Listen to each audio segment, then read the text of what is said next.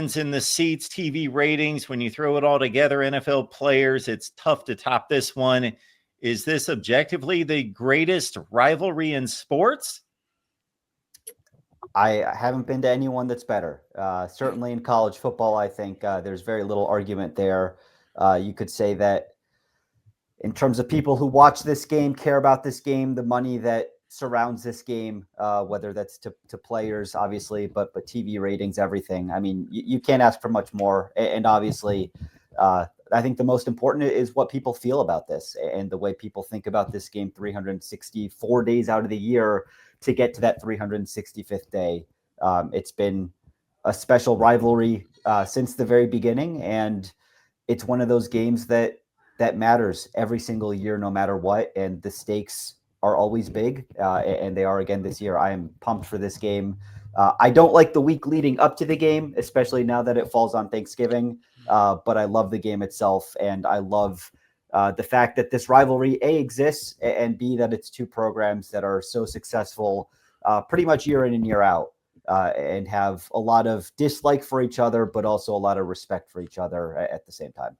So before Steve and Tony jump in, let me just follow up on that, because obviously we're in a 12-team playoff, and we did see a unique situation in 2022 that we thought we would never see, that Ohio State still got into the playoff with a loss, and now we're in a 12-team playoff. So I don't try to tell people how to feel. They can put whatever emotional importance on whatever game. Absolutely. I'm not the one to say how you should feel about a game, but tangibly it's less important. So do you think that that's impacted anything? I probably, again, I'm in the same boat. I don't want to tell people how to feel. I personally hope that Michigan and Ohio State never play twice in a year. Personally, I hope what makes the rivalry special in part is that it's a one-time thing. You win or you lose, and you got to deal with that for the rest of the year, right? That's part of what makes the joy so special. If you win, it's part of what makes the pain so brutal if you lose. It would be a bummer to me if this were you play on Thanksgiving week and then you come back and you play again for a Big Ten championship game the next week, or if you're playing a couple weeks down the line in the college football playoff. Obviously, TV ratings would be through the roof, but I love the fact that this game means everything, and it means everything because it only happens once. And it's unfortunate to me that it's diluted a little bit in the current era of college football. Yeah, I think it deals with like where you come from, like what stage of life are you at? I think if you're in your mid 40s and older, you grew up that you had to win this game. You absolutely had to win this game, and nothing else really mattered. And honestly, you had to win this game most years to advance to the Rose Bowl or to the BCS championship or to the playoff, as it all evolved over time. So that's been the importance. But I think that if you're under the age of 45 or 40, whatever, and you have the opportunity to win a national championship, that probably your value system is set on, hey, let's just go win the national championship, and whatever happens along the way happens along the way. So I think, again, it may depend on what stage of life you're in and what you value, I guess. But, I think that for all dyed-in-the-wool fans of both schools, this is the game. And whatever diminishment has come from this, I think the raw emotion of some of the things that have transpired the last 4 years has been enough to still stoke the fire a good bit. I mean, I won't get into the off the field stuff, but certainly Michigan trying to plant the flag last year, I'm sure they've got that playing on a loop inside the Woody Hayes Center right now. The ugly brawl that took place at the end of the game, there was some raw emotion going on there. Yeah, it's funny. Has the game diminished at all? Well, it didn't look like it did. It didn't look like there was any diminishment last year or the year before that. Yeah, so I do like the argument that playing the game more than once diminishes it more than even it is now. I think that's interesting. I think it's correct as well, because you shouldn't be able to suffer the pain of the loss and then be able to wipe it away 1 week later in a Big Ten championship game. It's like that's the trump card or in the playoff. For all great rivalries, you should be able to suffer with it. Like Alabama winning a national championship after beating the LSU team that beat them and just wiping away that loss. It's kind of that takes away from it more than the kind of the playoff situation that we're in now. So I'm with you on that one. But yeah, I've grown up with this rivalry. I love it.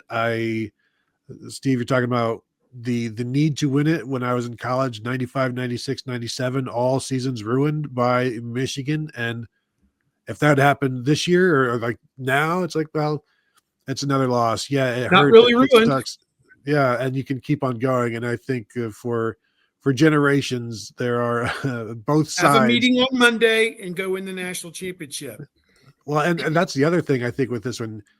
The meeting last year, the team meeting after that game, like how many times can you do that? How many times can you bounce back from this from a loss like this? Players, not with the same players, and just go ahead and it's like, all right, there's a loss. Now let's all bind together and go win a national championship. It's like I don't know that you can do that every year. Yeah, I think if you're talking to Michigan fans and talking about what made the last, let's say the 3 years that resulted in the national championship for Michigan, but then, those 3 years, what made that so special was the knowledge that heading into the Michigan-Ohio State game, there was no guarantee of a playoff berth if they lost that game. So in 21, Michigan came in with a loss already. In 22, that was down in Columbus, but it was a 14 playoff format with 2 undefeated teams.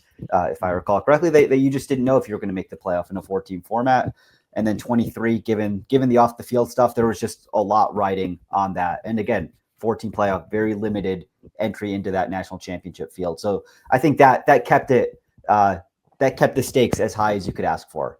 And last year, I think it was funny that both sides of the rivalry could kind of hold something over each other's heads of like, hey, Michigan, yeah, they went into Columbus and won. But then Ohio State, we won the national championship. So, but both sides had something to kind of hold over each other for 365 days. And I don't love that, again, because I kind of like the rivalry being the end all be all. But I also understand that college football is changing. It's moved from a regional sport to a more national sport, for better or for worse. And you appreciate the parts of college football that make it so special while you still have them. And this game being the last game of the regular season and almost always having these extremely high stakes is special.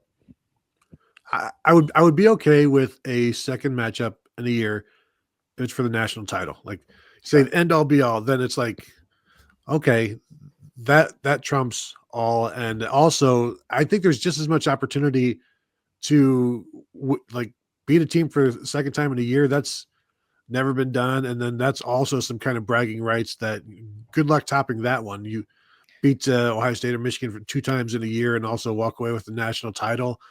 That's you almost have to be allowed to plant a flag at that point. I would love to see that spectacle and have that feeling one time of a rematch in a season, one time. But if it happened like 3 times in 8 years, it'd be like, okay, this is the NFL. This is Ravens, Steelers playing in the playoffs after they play twice in the yeah, just one time it would be interesting. I think one time might be all we get. The world might end if that happened. But I mean, the Big Ten tried to make it happen with legends and leaders, and it just never did. And so these things, they have to be organic. You can't force them. Yeah, fair. Well, Alejandro, we'll go to the field and we'll go to maybe the most important player on the field, and that's Bryce Underwood, at least on the Michigan side. It's been my take, and I've seen Michigan play almost every week, that there was a point in the season, maybe after the Oklahoma game, that he was as consistent as you could hope a true freshman to be, let's say that, but then he would show 3 or 4 special throws or plays a game to let you know, okay, that's what he could be on a regular basis here pretty soon. Maybe a bit of a regression against Wisconsin, Michigan State, Purdue. And then that Northwestern drive, the throw that he made along the sideline, some of the other throws, I know he made mistakes in that game and they put up almost 500 yards of offense and only scored 24 points and needed a walk-off field goal. But maybe he puts that in his back pocket, and he now has that as an experience that Julian Sand does not have of leading his team down the field when it mattered to win the game. I think that's all fair. I think if you look at Bryce Underwood's season as a whole, listen, you've got to think about the fact that he was 17 coming into Ann Arbor. When he enrolled, he was a 17-year-old. He didn't turn 18 until a week or two before the season started. And Michigan tried very hard to make sure that he wasn't going to be the de facto starting quarterback just based on his recruiting pedigree. They tried to bring in a couple transfer portal guys, including Mikey Keene from Fresno State. Unfortunately for him and for the program, I'd say Mikey Keene ended up being hurt with an injury that limited him both in the spring, throughout the summer, and all throughout fall camp. It took him a long time to get healthy. So that essentially meant that Bryce Underwood was thrust into a starting role without a whole lot of competition, and maybe earlier than Michigan would have wanted him to be handed the reins to this offense. So given that context, I think the season has been a productive one and a positive one for Bryce Underwood. You can see the steps he's taken. Progress has happened. It's not always been linear. I think it's fair to say that the Purdue game, the Michigan State game were not his strongest games. But you see, like you mentioned, a few throws or a few moments every game where it's like, oh, like that's some arm talent. That's something special that certainly Michigan didn't have last year. And certainly that you could project down the line and say, this is what makes him a 5-star. And then these last couple of weeks in particular, I mean, you mentioned there was a 5-turnover game against Northwestern. That wasn't all on Bryce Underwood, but they moved the ball pretty efficiently, outside of those turnovers against Northwestern.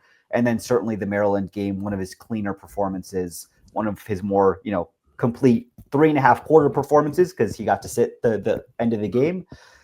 You feel like he's hitting his stride a little bit more at the right time. Certainly not where he's going to be as a quarterback, but also you can see the steps he's taken from week one to now to say he's probably playing his best football at the time you want him to be playing his best football. Now, what's that going to look like against a very good defense and an NFL coordinator in Matt Patricia? Who knows? But it's what you got, and that's what you got to run with, right? What in particular, if I can ask, Oklahoma, obviously, with Venables, is known for being a great defensive coach, sure, and maybe USC as well. What were the things that maybe that they were able to do, I guess, against Underwood that kind of limited what he could do, I suppose, in those games? Yeah, I mean, what I'd say, I'd look at the offensive line for Michigan. Michigan's offensive line, starting 3 redshirt freshmen. That wasn't necessarily the case in the Oklahoma game, but pressure, it's a much better run blocking offensive line than pass blocking offensive line. So what I'd start with is obviously they were able to get pressure on the quarterback. Bryce Underwood, like many quarterbacks, but particularly as a true freshman, like his numbers, you see them drop pretty precipitously when he's under pressure. At least you did earlier in the season. So that's number one. And Venables, obviously his defense, like they do such a good job of kind of knowing what's coming, and B, disguising looks pre-snap, and that being a first road environment for Bryce Underwood. Night games, Bryce Underwood, for some reason, he struggled a lot more in games that kick off at night versus during the day. It's just been a theme this year, and Michigan's had a lot of night games. So there's that as well. And then what I'd say too is they've developed his arsenal a bit more as the season's gone on. Like they didn't do a whole lot in the RPO game earlier in the year. That's something that Michigan hasn't traditionally done a lot with. It's a bit of an expensive install, if you will. They've leaned into that a lot more these last couple weeks against Northwestern, particularly to very good extent. They've run the ball. They've used Bryce Underwood as a running threat more than they did earlier in the year. Sharon Moore and Michigan as a whole have been pretty averse to using their quarterback in the run game. JJ McCarthy was frequently hurt because of hits he took in the quarterback run game. So they were averse to that earlier in the year. They've leaned into it a bit more later in the year, realizing you've got a 6'5", 240-pound linebacker turned quarterback who can take those kind of hits and can make those type of plays. And then they've also, with the development of the run game, the play action game has gotten better as well. So if you Michigan's run for 200 plus yards, I believe, in 4 straight games. That lets you have, a strong play action game, and that makes things easier for a young quarterback. So I think all of those things combined, Bryce Underwood looks uncomfortable when you are asking him to sit in the pocket with an offensive line that isn't fantastic in pass blocking and asking him to read a full field. So Michigan's done better at, using the RPO game, which gives them easier and quicker reads. He's very good when you get him rolling out and throwing kind of across his body almost. He's very good with that. But if you're having him kind of take a snap, not run play action, and have him read an entire defense, that's sometimes when you see those freshman characteristics leak out a bit more. Yeah, he had negative yards rushing in both of those games because of sacks, and it wasn't necessarily as fully weaponized in the running game as he is now and scrambling. The other key with those 2 losses, they were 5 of 23 combined on third downs. I think that's one of the huge differences. And the last 3 weeks, they're 27 of 39, to give you an idea of how they're 12 of 14 against Maryland, which I don't know if I've ever seen before. It's just very, very effective. And with Bryce, I think the interesting thing is against Northwestern, plays very well, then has the 2 interceptions and the fumbled mesh in the fourth quarter, and then still bounces back from that and leads them on a drive where they are down in the fourth quarter for a touchdown. Say whatever you want about Bryce Underwood, or for Ohio State fans, he's led his team on a drive to win a game, and that's something that Julian Sayin hasn't had to experience yet. So that's a positive check in Bryce Underwood's box there, that he's had to do that, and it wouldn't be the first time he's doing it if he has to do it this week. So I think my other question with him is just the random inaccuracy of the overthrows that Maryland didn't take advantage of, some other teams haven't taken advantage of, where just sometimes it seems like the composure of the technique gets a little wonky, and the pressure has a lot to do with that. I've also, he's been better since Andrew Marsh has stepped in. How have you seen with Donovan McCauley? Because it seemed like those 2 guys were trying their hardest to get on the same page, Bryce Underwood and Donovan McCauley, and it was just be like 8 targets, 3 catches, and it just wasn't working for those guys. I think Andrew Marsh, his elevation these last 5, 6, 7 games has made everybody in this passing game better. Yeah, I think that's fair to say, 100%. A couple things, like I'd agree with that Bryce Underwood, particularly earlier in the season, like his footwork under pressure, not fantastic. You could see some of those mechanics breaking down. Another thing that I think Michigan's receivers had to adjust to, but also he had to adjust as well. He very much entered with a Joe Milton-esque fastball, if you will, that, he's going to throw the ball 70 miles an hour, whether the receiver is 20 yards downfield or whether, it's a check down to the running back 3 yards away. So I think finding that touch was part of his development this year. And then receivers getting used to the fact that he's got a cannon for an arm, that was part of it as well. Michigan's receivers struggled with drops through the first half of the year. There's no doubt about that. I think the McCauley question is an ongoing one. I think he's been a fine transfer portal pickup and has performed well for Michigan this year. But Michigan, Bryce Underwood and he haven't connected on the deep ball quite as often as they certainly would like to. I think it's a little bit in both people's camps. I think Bryce has to do a better job of putting a little more air under the ball and giving a 6'5" receiver who's a jump ball, a jump ball guy a chance to make a play. Because there have been too many times where, it's a go route down the sideline and the ball's sailing 10 yards out of bounds, or it's a line drive where, there's just no time to make that adjustment to the ball and make a play on it. At the same time, there have been opportunities for McCauley. He made a few very impressive contested catches earlier in the year. Oklahoma was one of those. But there have been times where I feel like he's not fighting back to the ball as well as he could. And I agree. I mean, Andrew Marsh's emergence gives Michigan a true number 1 receiver, and then allows, the deep tight end core and then McCauley himself and everyone else to have a little bit more breathing room, if you will, to make plays on the periphery. Yeah, McCauley's more of a complimentary guy, I think, and then he can excel at that. I also 65% chance he throws a pass this weekend. Everybody watch out for that one. Former quarterback. In fact, his first experience at Michigan Stadium was quarterbacking Indiana in 2021, which he was, I think, the third string quarterback at that point, and that was McCulley against David Ojabo and Aiden Hutchinson, and that did not go well. I asked him this year, I was like, hey, what do you remember about that game? And he said, I just remember Aiden Hutchinson getting after me. And there's that. And he also, when he came back, it must have been in 23, he was playing receiver for Indiana at that point, but he did have a trick play touchdown for Indiana. So yeah, it's something, I think Michigan's tried it, but McCulley and then Kendrick Bell, who's a receiver as well, both former quarterbacks who, Sherrod Moore's been known to break out a trick play or two against the Buckeyes. That's certainly something you could see happening. And Ohio State's been very disciplined with those plays this year. Also, I thought Michigan did a good job against Maryland, being disciplined defensively and also on special teams with the onside kick that came at them. So it seems like everybody's ready and just mentally and sharp based on their play this year, ready for this game.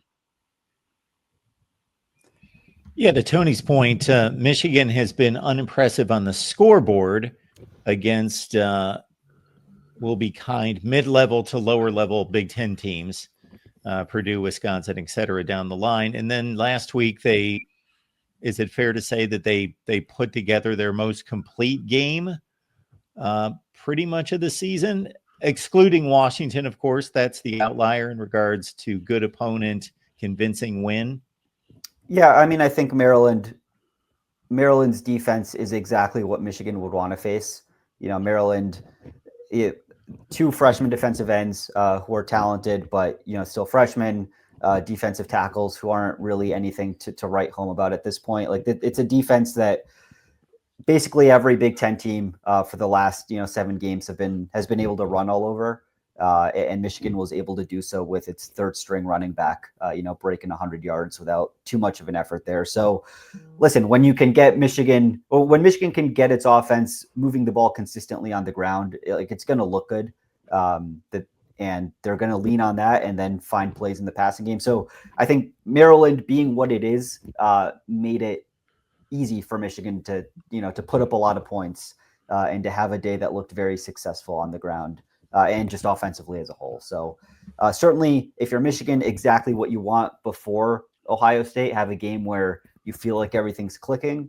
But also I do think the competition caveat has to be pretty strongly mentioned that Maryland is among the worst Power 4 teams in rush defense. And Michigan obviously is Michigan when it comes to running the ball. And that game was almost always going to end that way based on that.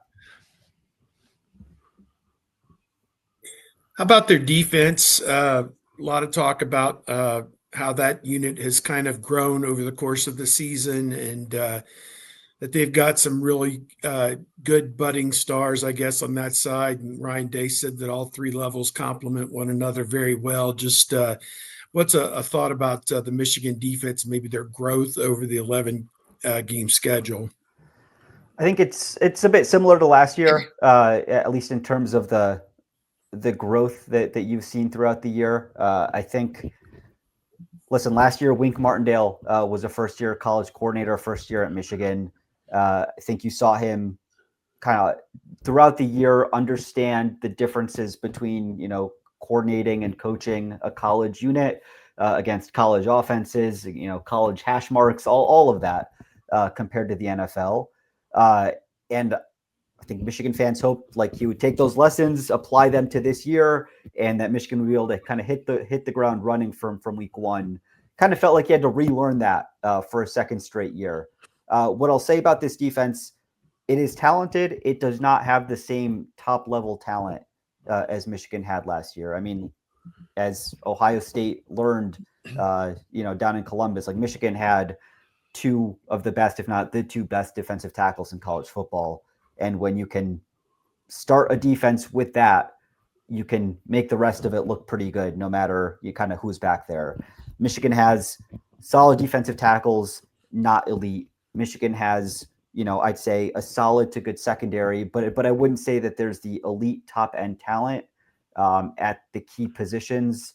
except for I'd say maybe at edge rusher where Derek Moore is very, very good, where Jason Barham has kind of moved down from linebacker to defensive end. He has NFL talent. He has probably first-round talent, but he's still very raw at the position. So again, it's a unit that is very good. I think it's top 10 in S&P Plus for a reason. But again, competition caveats always apply. Michigan hasn't necessarily played the elite offenses in college football. They made John Mateer look very, very good, and Oklahoma's offense look good. We have seen Oklahoma's offense not be very good for most of the rest of the year. We've seen USC's offense, USC always very good. Mekhi Lemon, an excellent receiver. What they did to Michigan, I think is fair to say that was embarrassing for Michigan's defense, particularly in the second half there. So there's still open questions. And I'd say that Ohio State obviously is going to test Michigan in ways that most other offenses cannot. And very, very much an open question as to what Wink Martindale will bring to the table. And then just from a skill level, can Michigan match up with the Jeremiah Smith, with the Julian Sains, with the high level skill talent that Ohio State has across the board? It's obviously not going to be easy to run. USC was able to do it with a couple of big hits, and that was just kind of a bizarre situation that they ran so well. Oklahoma being able to run a little bit, 138 yards, I think 78 of that was Mateer, so you're not going to get that from Julian Sain in this game. I think what you might see is what you saw with the first play of the game against Maryland, where they run right at Jason Barham, because that's generally the best way to take him out, is just overwhelm him and not let him track down the ball from the backside or rush the passer or anything like that. My thing that I keep going back to is that as long as Ohio State can protect Julian Sayin, I think the secondary can be gotten. And I think it's a group of two corners, Jair Hill and Zeke Berry, and then a bunch of strong safeties. And I don't think without Rod Moore, there's no necessarily guy that makes a play on the ball. Brandon Hillman will make a play on a person and knock them into the medical tent, but he's not necessarily a center fielder that will concern you. And Mason Curtis is big, but I think anytime you're a 6'5" safety, you're not necessarily the guy that can cover ground the way a center fielder would need. So you saw Jair Hill every week. He's getting beaten deep, got beat deep at least 3 times against Maryland, only one connected. I think if you protect Julian Sayin, you've got the most accurate passer in the nation. And provided he's throwing to Carnell Tate and Jeremiah Smith, I expect Ohio State to be able to throw the ball downfield. Now, is Michigan going to do everything they can to keep that from happening with safeties over the top? Probably. And then I guess it's just a matter of, you tell me this, there has been corners getting beaten deep. Do you expect a different kind of approach against Ohio State's offense, their passing game? Are you going to keep safeties back? You being Wink Martindale, are you going to keep the safeties back so that you can eliminate those big plays? And will that then impact the run defense? Ohio State's very patient throwing the ball. They'll dink and dunk all day long. So how aggressive do you expect this Michigan defense to be, I guess? Yeah, I think that's right. I think a couple things. You mentioned Jason Barham earlier and running right at him. He's had trouble setting an edge. That's one of maybe the cost of moving him from linebacker to edge is that's something he's not quite good at. He is a very good pass rusher. He just has that talent. So is Derek Moore. Michigan, for whatever reason, maybe not for whatever reason, they found a lot of success in 2023 using heavy rotations along the defensive side of the ball. That they say was part of this, the secret to keeping guys fresh and going through Ohio State, Alabama, and Washington to win a national championship. I don't know if they can do that and be successful against Ohio State. So what I mean by that is this kind of circuitous way to answer your question of, I think Michigan will kind of keep a shell, try to prevent the big plays. But if if they're playing, they have to play Derek Moore more than the 50% snap share than he's gotten throughout most of this year, because he is one of your best 2 or 3 defensive players, and you need to be able to get after Julian Sayin. And quite honestly, if it's not Derek Moore and Jayshon Barham at the edge, like Michigan's not getting interior pass rush for the most part from its defensive tackles. So like the formula for Michigan winning the game is in part like Michigan needs to lean on its starters for all 70 or whatever defensive snaps are going to be played, because you're correct. Like Jair Hill has NFL aspirations. I think he has NFL potential. And I think for a good chunk of this year, you saw offenses respect that potential by not throwing at him. And so as a result, he looked really good as a corner because he just wasn't being targeted. And that, when you're evaluating corners, is often a really good sign. Maryland decided, hey, we're going to throw at Jair Hill. And were they successful? No, but that was more because Maryland couldn't connect on open deep shots than it was on Jair Hill, right? There were 2 or 3 times, as you mentioned, that you would only very nicely say that he was in trail coverage because he was 3 or 4 yards behind a receiver, running downfield. And it just so happened that, Malik Washington was not as accurate as he'd want to be, or the receiver, Maryland, I think, has had more drops than anyone in the Big Ten, and they would drop the pass, right? So I agree. Julian's saying he's got a strong arm. He's one of the, if not the most accurate quarterbacks in college football. Obviously, the receiving talent that Ohio State brings to the table every year is, off the charts. And this year's, if, both guys are healthy, like that's another year of really elite receiving talent. The formula for Michigan, make them dink and dunk, make Ohio State dink and dunk down the field, but also you have to get a young quarterback in saying, you have to make them uncomfortable. And you do that by blitzing a bit potentially, but mainly by keeping your starters and your playmakers on the field as much as possible, which is something Michigan really hasn't done as much this year as I think they should have. We have a super chat coming in here. We can respond to this one. We appreciate the contribution. Don B103. Wink. Artendale isn't better than Maddie P. Julian saying has to practice against the best defensive coordinator in college football. I don't think the team up north is ready for what is about to happen. That's Addie P. Sorry. You've got one there. That's all right. You forgot to X out on that one. Yes. I'm going to have to go around the house later today and work on that too. Yes. I think those teams, when you look at it, haven't played anybody. I mean, when you really get right down to it, they both played Washington, and that might be, and of course, Ohio State played Texas and beat them. Michigan played Oklahoma and lost to them, but, you get much beyond that. You kind of have to, they're not, neither of these, and really Ohio State's last 5 opponents all have losing records.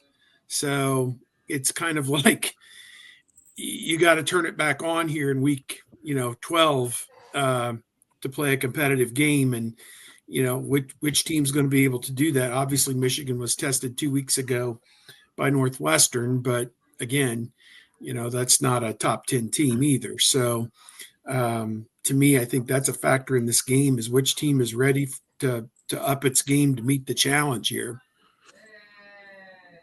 Yeah, I think Don, with that super chat, makes a good point. I think both teams would say that their offense practices against an NFL defense every week in practice. And whether, Michigan fans have thoughts on Wink Martindale, some of them, but the truth is, last year they closed the year by shutting down, a bad Northwestern offense, but then, shutting down the second half of a good Indiana offense, and then shutting down Ohio State and Alabama. And then this year, again, a top 10 defense to SP+.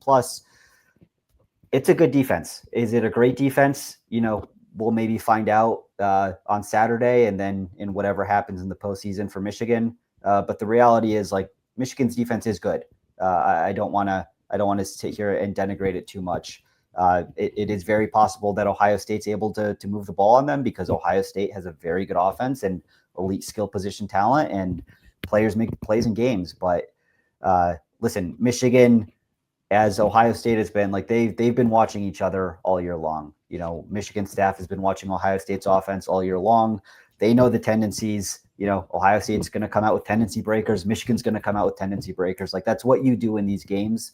But I'd say both defensive coordinators are going to bring out some interesting things to try to confuse young quarterbacks on the opposite side, and vice versa. And that's what makes this game so much fun, in part, is that that both coordinators and all four coordinators, when you're talking about the offensive coordinators, they've been preparing for this game for 12 plus weeks, and they're saving their best stuff, and they'll bring out their best stuff and things that have been planned specifically for this game.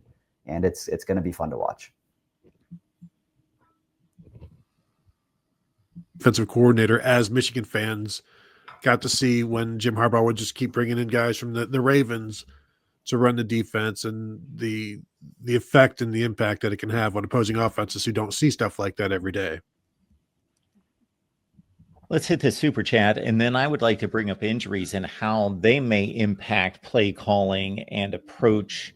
But we got Ryan Dawes, our buddy Ryan. Appreciate you being here, Ryan. Thank you so much for the contribution. Sir, how many pick sixes and who does it for Ohio State? Well, of course, Michigan kind of really brought the tension to the game in Columbus in the stadium with a near pick six last year that kind of set the tone for the rest of the game. So, yes. And then obviously 2023, we had a near Michigan pick six on the play.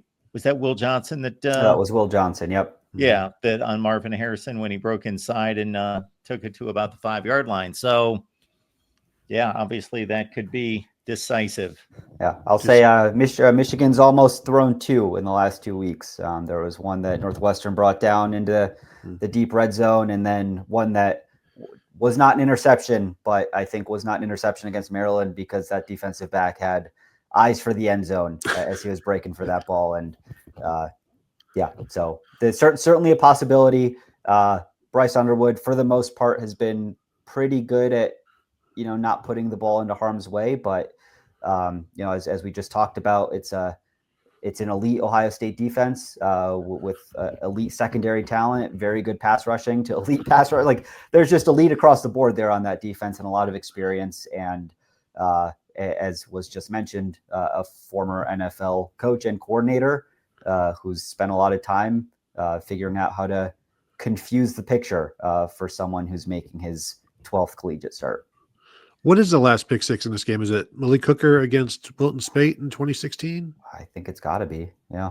I can't remember. It's everybody, but Ohio State only has 6 interceptions in 11 games this season. 2 by Caleb Downs, 2 by Jermaine Matthews, 1 by Peyton Pierce, a backup linebacker, and 1 by Sonny Styles. And so they haven't been a team that's picked off a lot of passes, obviously less than 1 a game. So would one, and of course they had 2 last year. Didn't Downs and Sawyer both have interceptions in that game? And the one from Sawyer denied Michigan a touchdown, and it's like, if they go on and win the game, obviously the Texas play superseded that later on, but you go on and win the game, and he's, regarded in Michigan game lore, if they're able to win that game. But he found himself regarded in Michigan game lore for something else later on, pushing the issue on the flag planting. But, I don't know if I just see Ohio State, I guess you got to get pressure on Underwood to create that situation. And against mobile or quasi-mobile quarterbacks, what they have done is just basically sent the ends about halfway up the field and just stand there and keep them in the pocket and really not collapse the pocket. They haven't done a lot of that against mobile quarterbacks. They've been content to let the quarterback stand in the pocket and make him make a throw against their secondary, which is a hard secondary to complete passes against typically. So I guess we'll see how that all turns out. Yeah, cage the pocket, and then you probably have Arvell Reese there spying a little bit as well. Yeah, he's done a great job on the delayed blitz. Like, okay, now they've committed. He is not gonna, can't escape the pocket. I'm gonna go get him in the pocket, and he's been fabulous at that. Yeah, so from an injury standpoint, we can look at it this way. Michigan's obviously run first, and Justice Haynes was tearing it up, and he's been lost for the season. Jordan Marshall missed the previous game after he had really exploded the previous 2 or 3 games. And then on the Ohio State side, I'm not going to say this offense has been pass first, but as Julian Sain has become more and more comfortable, and Ryan Day has given him more of the keys to the offense throughout the season, Ohio State has looked more like what we expect an Ohio State offense to look like. Wisconsin, Minnesota, on through the mid part of the season to the later part of the season. Penn State taking deep shots on a regular basis. And then no Carnell Tate, no Jeremiah Smith against Rutgers. And suddenly, there's no downfield passing game, just nothing. And it's going to be interesting. Obviously, Smith is going to play. We believe Tate is going to play, but at what percentage are they going to be available in regards to their full health, and how is that going to impact the Ohio State offense? How is the weather also going to, the cold rather, impact the tightness of the joints and the injuries as you're getting guys loosened up, Jeremiah Smith, Carnell Tate getting them loosened up, and then as they tighten up over halftime or whatever, just like dealing with that, I think is interesting. I'm assuming Jordan Marshall is going to go as long as he doesn't get hit again and get some, freak landing, because he sure seemed like he was in good spirits yesterday. Yeah, we had a chance to talk to him after practice yesterday. He'll be good to go. Sharon Moore said he's full go. Jordan Marshall himself said he's full go. It was a shoulder injury he suffered in that Northwestern game. Seems like it was non-structural and more of a pain management type of thing. And he traveled to Maryland, dressed for Maryland. Apparently could have gone against Maryland. They just opted to keep him kind of in the bag to make sure he was as healthy as possible for this Ohio State game. So I mean, obviously it's one thing to say you're good to go with a shoulder thing, and then another to take the hit when it's cold and, you haven't played maybe contact football in a little bit in a couple of weeks. So we'll see how that goes. But full expectation is he's starting and is as close to 100% as you could possibly be a couple of weeks out from a shoulder injury. A couple other notable things on the Michigan front injury-wise. Talented fullback tight end Max Bredesen, who's a captain. He suffered what looked to be a foot injury against Maryland. He is still in a walking boot. We actually talked to him after practice yesterday as well. He didn't practice. He said he's going to move heaven and earth to be on the field against Ohio State, but I don't know how much that'll be he'll be able to make an impact versus he's going to be like Blake Corum back in 2022, where he takes a couple snaps and realizes that, he can't play at the level that he needs to play at to be in this game. Obviously, Max Bredesen, he's not going to pop on the stat sheet if any Ohio State fans are looking, but, a couple of years in a row against Caleb Downs and against Alabama defenses a couple of years ago, Ohio State's defense last year. He's a real tone setter.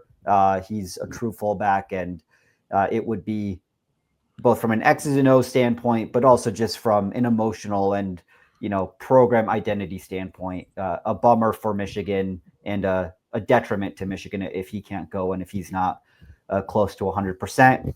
And then the other on the defensive side of the ball, player worth mentioning is Ernest Hausman, who's both a captain, starting linebacker. He's worn the green dot for Michigan for most of the season. He missed the Maryland game for undisclosed reasons. I would say that probably leans more personal reasons versus injury reasons. And without getting too far into that, I would just say that it very much remains an open question about kind of what his involvement is and whether or not he will play against Ohio State. So certainly against a talented, diverse, multiple offense as Ohio State's, you would want your captain, starting linebacker, very experienced player in Ernest Hausman, who's been the green dot and the guy who kind of coordinates the defense. You'd want him playing, but that remains to be seen. Without him, is it Jimmy Rolder or Cole Sullivan then who has the green dot? I believe it was Jimmy Rolder against Maryland. He's also he's a veteran. He's been around for a long time. He's very much I'd say a typical Big Ten linebacker, in that he's, maybe not as agile, athletic, but he's a thumper. And if you kind of like a heat-seeking missile, if he knows where to go, he's gonna get there and make a play. He's a player that Michigan has thought highly of for a long time. He's just struggled with injuries throughout most of his career. He's, fortunately for him, for Michigan, he's been healthier this year, and as a result has had a very good season. Cole Sullivan, he's a true sophomore. He's a second-year player. I'm fairly certain he did not redshirt last year. He's a true sophomore, a very, very talented player, but he's missed some time recently with arm injury, I'd say. Came back last week against Maryland, looked like he was knocking some rust off. He's going to be a very good player, but he's being thrust into maybe a bigger role than expected, both given Ernest Hausman's absence and given that they moved Jayshon Barham from the true inside linebacker role to edge. And then earlier in their season, Sullivan, he just found the ball and the ball would find him. And it was interesting to see him playing earlier in the season and doing so well. I think you're right. The future is very bright for him. And one other thing I'd tell Ohio State fans is watch out for Brandon Hillman, number 6. Yep. He is the most violent player in college football, and the hitting in against the Northwestern game between Brandon Hillman and then Fitzgerald was insane. And there's this new sport in Australia where you just have 2 dudes run at each other full speed, no pads. Give me those 2 running at each other full speed, and then let's watch the crater that they leave. It's a Oklahoma drill, I guess, Australia version. Yeah, Brandon Hillman, he's quietly had a nice year. I think he had a game that he did not play earlier this season, ostensibly for injury purposes, but it was after that USC game where he'd made a couple plays that were undisciplined. And I'd say for the most part, what's remarkable about him is I don't know if he's actually taken a targeting penalty at any point in his career, despite the violence with which he plays. He hits players hard, and he absolutely will, try to send a player to the medical tent or to the next stratosphere, however you want to say it. But so far, I mean, he's had a couple plays reviewed, but I, off the top of my head, can't think of one that's actually been upheld as targeting or as, unsportsmanlike. He's a clean player, but a very, very violent one. So, yeah. I mean, there are times where he hits somebody with his entire body. So it's not like you can't target with, right. Your chest and your midsection and your hips. I mean, he throws himself at dudes, and the coverage and the tackling isn't always there, but if he connects, you're going to go down. Yeah. Alejandro, Tony brought up the weather, and we all know us humans cannot control the weather, but why is it that every other year when Ohio State goes to Ann Arbor, it seems like it's like 52 degrees in the middle of the week, and then it's forecasted to be like 25 on Saturday? It just seems to never fail. Listen, University of Michigan is one of those elite research institutions that has a lot of scientists doing a lot of very important work. So I don't know if I don't know what's going on behind those closed doors, but it does look like there will be snow at some point. There will be cold at some point. Well, there will be cold all day, but snow at some point on Saturday. And I know Michigan fans are excited about that because of what happened in 2021 and because, the weather can be a little bit of a level the playing field, number one, but also lean into what Michigan does best, which is, pound the rock with a very physical running back in Jordan Marshall and a strong offensive line. Listen, I'll say this too, is this game is played later than it used to be, right? Every year I feel like I get that notification of, it's been X number of years since Bo Schembechler passed away. And that was the week before, right? It didn't always used to be on Thanksgiving week where the game was played. It used to be a week earlier. So I don't know. At the same time, listen, that 2023 game, that was beautiful weather up here in Ann Arbor. The game in 2022 down in Columbus, that was like 60 degrees. It was unseasonably warm. Obviously last year that was cold and windy down in Columbus, but that's what you get in November football, for better or for worse. Michigan really leans into it. And I this is very much feelings versus X's and O's, but it does feel like cold weather, snowy weather leans into whatever mental edge Michigan fans seem to think Michigan could have in this game based on the 4 straight wins. Obviously, we'll see. It would very much be, I think, an exercising of demons for Ohio State if they can come into Ann Arbor, beat Michigan, and beat Michigan when the weather isn't perfect. I think there's little Ohio State would want more than that. I've told these two guys the story of my daughter, who is anything but a football expert by any stretch of the imagination. But about midnight of the eve of the 2021 game, she shows me a screenshot of the forecast in Ann Arbor and just puts, uh-oh. And, going into that, we were all kind of like, well, this is the Michigan game, so it's sacred and it's important and we take it seriously. But there was a little bit of arrogance setting in at that point, like, oh, they're 10-1, but this is still going to be a win. And then that even kind of, my heart kind of sunk when I looked at that. But ironically, Stroud and the receivers seemed to be fine. They threw for 400 yards. And if not for them, that might have been just really ugly.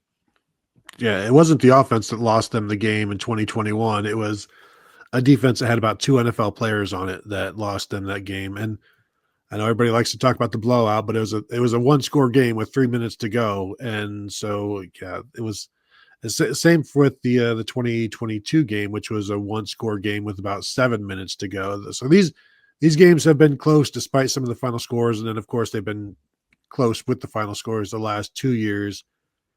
And Michigan certainly has the advantage being at home. I think Ohio State has the talent advantage, but we saw the talent advantage last year. Like, I've been saying this all week, no matter however much analysis we all want to give about this game, last year showed that. So great analysis. So look at the score, look what happened. So, and I think we'll talk about this one until the game gets here. And then there's always the chance of, so. Yeah. Yep. I saw a comment there about the 2007 game, remembering the weather for that one. And if anyone remembered it, I was at that 2007 game. I was in the stands. I remember the person I was with signing up for a credit card at the stadium simply because if you signed up for a credit card, they would give you a blanket for free. So we got a blanket to stay warm during that game. And presumably that credit card was canceled at some point. But yeah, you get cold weather, you get different weather, you get early sunsets, dark maybe by the end of the game. I remember trying to drive home after the 2021 game, and it took a very long time to get out of Ann Arbor that night as the snow had really piled on. It was that's what you get with November football, and that's it's that gunmetal gray sky when you get November football, and that's part of the lore of the rivalry, right? You get the snow, the blizzard game in the 50s, where you punted on first downs and no first downs for Michigan, but they won with, a couple blocked punts. Like, it's just, those are the stories you tell your kids about. And I think, for Michigan fans who are at the 21 game, 20, 30 years down the road, they're going to be talking about there was 2 feet of snow on the ground and nobody could see anything. And, we didn't know Hassan Haskins had scored 5 touchdowns because we could only hear from the roar of the crowd, all those type of things. Like, that's you what had to get the car out to get out of there. Yeah, exactly. Probably still my favorite memory of the game is Art Schlechter scoring at Ann Arbor in 1981. He got pushed out of bounds. There was about 2 minutes left in the game. Ohio State was a 10-point underdog, and he basically, slid into a snow stack because they had cleared the field. And it was like brutal weather, very cold, and Ohio State pulled off an upset that year. Alejandro, we so much appreciate you being here. And before you check out, we will definitely let people know where to find you and your work. But wanted to ask you about this because you have referenced Michigan's week schedule this year in the Big Ten. Obviously, they had a difficult one last year. It appears as though they'll get hit pretty hard next year. And that's kind of the nature of an 18-team league. The disparity in these schedules is kind of crazy. So do you think An Ohio State victory, meaning a Michigan win over Ohio State, will be enough to propel them. Obviously, we can throw up all sorts of scenarios across the country, but if chalk ensues generally across the country, whether that will be enough to elevate Michigan. To the college football playoff? Is that the question? Yeah. I think so, just based on last night's rankings. Michigan moved up to 15 on the backs of what the committee said was an impressive win over Maryland. I think that's maybe a little bit of them covering their own behinds and trying to give a brand that they know is a very good brand and a team that they know is going to drive a lot of eyeballs and a lot of money, a more feasible path to the playoff if they beat Ohio State. I mean, listen, I don't know. I think it would be difficult for them to keep a 10-2 Michigan team out of the playoff, given that Michigan would have won, so many games in a row, including beating, the number one team in the country the week before the final rankings come out. I think if Michigan fans had their way, if Michigan probably as a program had its way, they would beat Ohio State and not make the Big Ten championship game. Take that week off, get healthier, and kind of wait for chaos to unfold, and then sit there nice with 10 wins and your most recent performance being a win over Ohio State. And I think Michigan would feel comfortable that they would make the playoff. It is unfortunate that the schedule kind of breaks the way it does, because we've gotten to this point in the year, and I mean, Ohio State has that win over Texas, but for Michigan, it feels like there just hasn't been a single marquee win this year. There hasn't been a real exciting victory. Listen, they beat Washington, but they beat Washington at home, and Washington's kind of been awful on the road all year, so that doesn't really say a whole lot. They've lost the games that people, for the most part, thought they were going to lose when the season started, at Oklahoma, at USC.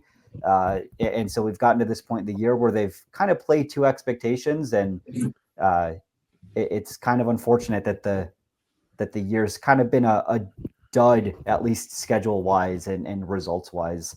I do think, though, that, certainly beating Ohio State, that's a feather on the cap of any season, particularly this season where there hasn't been that other marquee win. And it would be hard to argue to keep Michigan out if their last game is a win over number one. If that happens, if they do beat Ohio State, you're going to have somebody, either Notre Dame, Alabama, or Michigan, that gets left out at 10-2, and just un-American. They're going to be furious because Oklahoma they're sitting at 8, and that's kind of, Michigan can't go beyond that because they lost to Oklahoma. Somebody's going to be upset about being 10-2, and Greg Sankey's going to come in. Greg Sankey's going to come in and expand the playoff to 13 teams for this year only. Like, it's going to happen.